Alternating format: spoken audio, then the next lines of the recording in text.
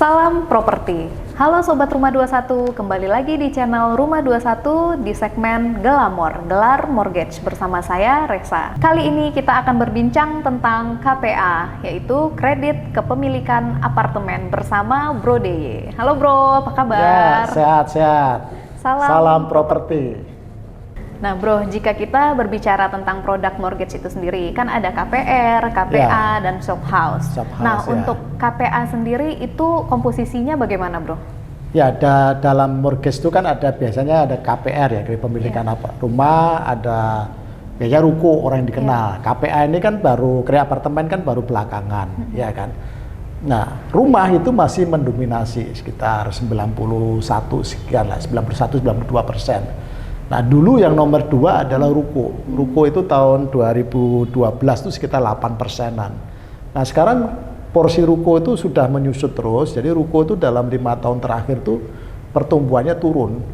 Nah, KPA ini stagnan di 4,2%. Ya kan? Tapi dia masih tetap bertumbuh. Tahun lalu tuh 2019 KPA itu masih tumbuh 12% ya. Kalau di catatan saya masih tumbuh di 12%, sementara industri mortgage itu 7,3. 2020 per September, industri mortgage tumbuh 2%, KPA masih tumbuh 2,1%. Jadi menurut saya KPA ini tetap ke depan akan jadi pilihan, terutama di kota-kota besar, dan dia akan tetap bertumbuh. Ya, yang terakhir adalah NPL-nya dia juga masih di bawah industri ya.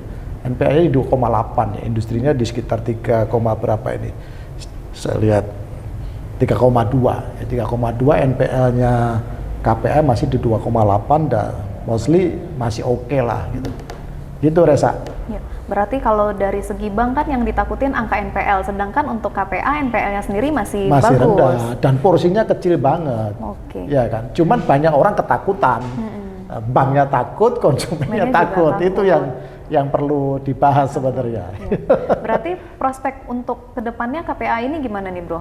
Ya, jadi kalau saya tetap melihat KPA terutama di kota-kota besar ya, terutama di Jakarta itu akan tetap menjadi pilihan untuk first buyer. Kenapa? Karena harga rumah itu sudah sangat mahal ya. Orang akan kalau memaksakan beli rumah dia akan langsung jauh dari tempat kerja. Jadi first buyer atau first jobber, kalau saya saran ya beli pertama kali properti ya apartemen untuk supaya dekat dengan kantor ya, dia tidak terlalu waktu terbuangnya itu tidak terlalu banyak ya, jadi dia bisa lebih fresh. Kedua, beli yang di jalur-jalur yang dilewatin angkutan massal ya, LRT atau MRT gitu.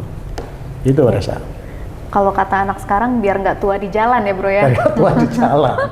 Menyiksa diri kalau beli jauh-jauh. Kalau beli apartemen sekarang sebenarnya masih kejangkau lah, masih yang harga 500 jutaan masih banyak, ya kan, 700, 500 ya, untuk milenial masih oke lah gitu. Oke Bro, nah untuk tips sendiri bagi Sobat Rumah 21 yang ingin membeli apartemen? Nah, ini pertanyaan yang menarik gitu ya, karena apartemen sama rumah itu totally beda.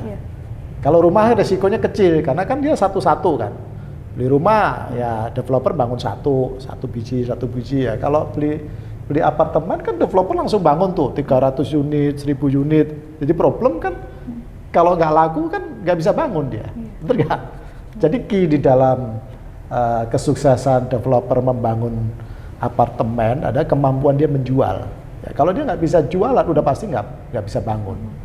Ya, nomor 1 tipnya. Karena tadi yang harus dilihat adalah pengembangnya. Pengembangnya pengalaman enggak? Pengembang besar yang sudah biasa main properti, pasti kemampuan menjualnya bagus. Itu pertama itu. Lihat pengembangnya.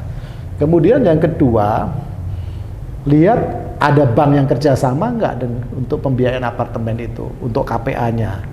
Ya, bank-bank besar itu ikut partnership enggak? Kalau nggak ikut partnership, ya mesti hati-hati. Karena kalau pengembang apartemen itu sudah bekerja sama dengan bank kan juga sudah mereview pengembangnya maupun apartemennya itu sendiri. Ya, kemudian yang ketiga lokasi, usahakan lokasi yang dekat dengan transportasi massal, ya kan. Kemudian yang keempat tentu konsepnya homey enggak, ya kan, unitnya bagaimana gitu, fasilitasnya bagaimana. Nah itu menurut saya kalau 4 hal itu menjadi pertimbangan ya mestinya aman, ya kan. Dan bank juga nggak perlu takut sebenarnya. Banknya nggak perlu takut, konsumen nggak perlu, kan ditakutin kan nggak selesai dibangun, banyak cerita lah. Jadi kan jangan 1-2 pengembang gagal terus mempengaruhi persepsi secara umum. Ya. Gitu, Risa.